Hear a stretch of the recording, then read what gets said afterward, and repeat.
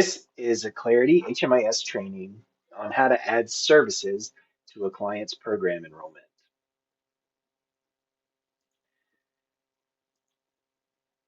In this training, we will cover the following topics.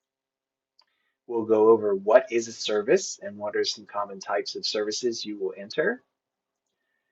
And then we will do some live demonstrations of adding item-based services, adding financial assistance services, and adding client assistance services, while also describing some possible best practices or uniform ways of entering information into these services.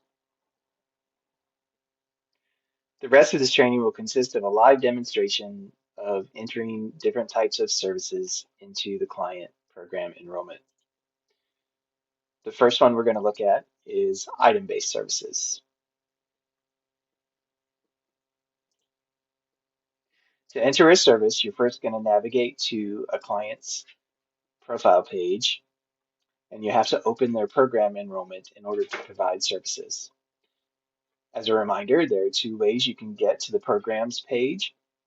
The first is by going to the programs tab located at the top of the screen on the client profile page. Once you click on the programs tab, it will take you to a list of all the programs that a client has been enrolled in, whether they're inactive or still active.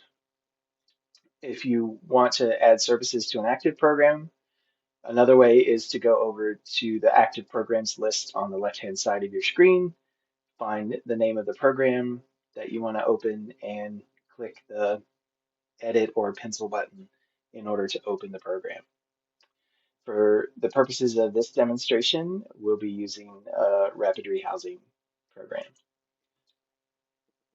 So after you open the program, you'll come to the program landing screen, and you'll want to go to the tabs within the program area and go to the Provide Services tab. For this demonstration, I'm going to enter a service like I gave a client some bus passes. So you'll scroll down through the list of services, and you will find the one labeled Local Bus Fare. Click the down arrow to open the Service Enter screen.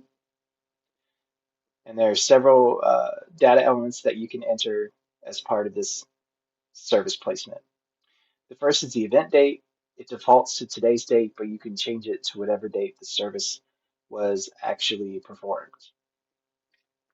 If this program enrollment is for a household and includes multiple family or group members, and you want to include them in this service placement, make sure you click the toggle next to each name that you want to include. In the service note area, you want to enter information that you want to remember about this service placement. For example, you may want to put that you gave the client 2 bus passes to attend a job interview. Once you've entered all the information you want to collect, you click Submit. Your service placement will be made, and you can scroll back up to the top and navigate to the History tab, which will show you that the service has been placed. On the right-hand side of this service entry, there are some icons. If you hover over these icons, it'll show you some of the information that's contained within the service placement, so you don't have to open it up to look at it. If you hover over the one that looks like Windows, it puts the basic information about the service placement. If you hover over the speech balloon, it will show you what you put in your service notes. The next kind of service we're going to demonstrate is entering financial assistance services. Once again, to enter a service, you'll go to the program screen, click on the Provide Services tab. For this example, I'm going to enter a rent payment assistance service. So you'll scroll down until you see Rent Payment Assistance and click on the down arrow to open the Service Enter screen. Financial services have a few additional information items to update. In addition to the event date, there's also an expense date. For the event date, I would use the date that you provided the service. For the expense date, you could put in there the date that a check was written or the date that you performed a credit card transaction um, to pay for the client's rent. Um, it's up to you to decide what you put in those dates. You also can enter the expense amount. So we will say that this client has a rent payment of $800. For the funding source category, we currently do not have funding sources set up in HMIS.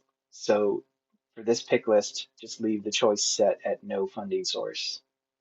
Once again, if you would like to include the other household members in this group service placement, then click the toggle next to each of their names.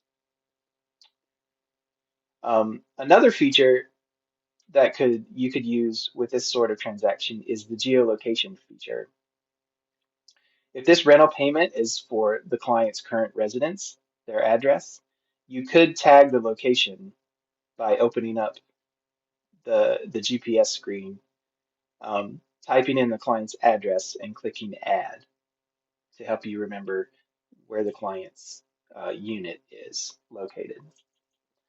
In the service note, I recommend for financial transactions that you place in information similar to this.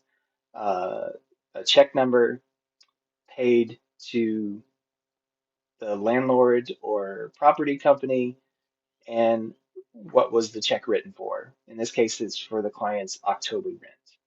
You may want to include additional information like how many months of service this payment assistance represented, or something else that is relevant to your program. Once your information is entered in the service, you click submit, and then you can scroll back up and go to the history tab to ensure that your service shows up. With a financial assistance service, if you hover over the icons on the right, there is a dollar sign, which you can hover over to look at the expense amount. And then once again, if you hover over the speech bubble, it will show you what you put in your service note. The final type of service we're going to look at entering is a client assistance-based service. We'll once again go to the Provide Services tab. For the sake of this example, I'm going to enter referral. So you're going to scroll down to the service item marked information and referral. Please note that this is a generic information and referral item, and your agency may have requested specific referral service items to be created just for your agency. So you may have referral to housing voucher, referral to mental health services, referral to substance abuse treatment.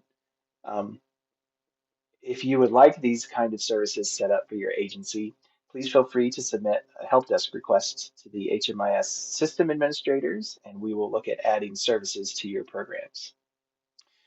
In this case, we're going to enter that we um, submitted a referral for a client. So once again, you can change the event date. You can include a group member.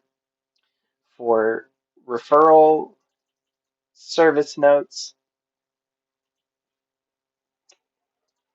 we recommend that you include some information about the type of referral that you made. So, client was referred to some provider for mental health services. You can add information about the client's goals. You can add information about other other case management tasks that are related to this service. You can put the name of um, the specific employee that you referred the client to. Anything that your agency wants to capture, you can add to the service note. Once again, click submit. If you want to check your work, scroll back up and go to the history tab, and then look at the service item, you can once again hover over the icons on the right to look at the contents of the service placement. If you ever make a mistake or need to delete a service item from the program service history, this can be a little tricky. So let me demonstrate what you have to do to remove a program service history. On the program page, you can get to these service items. You can also get to it from the client's main history tab at the top of the page. But either way, in order to delete a service, you have to open it up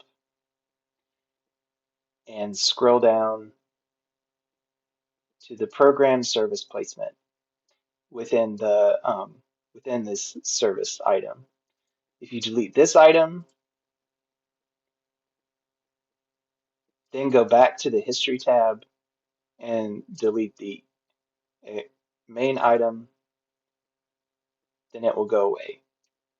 You should also note that deleting a service item for one member of the household does not delete it for the rest of the household members.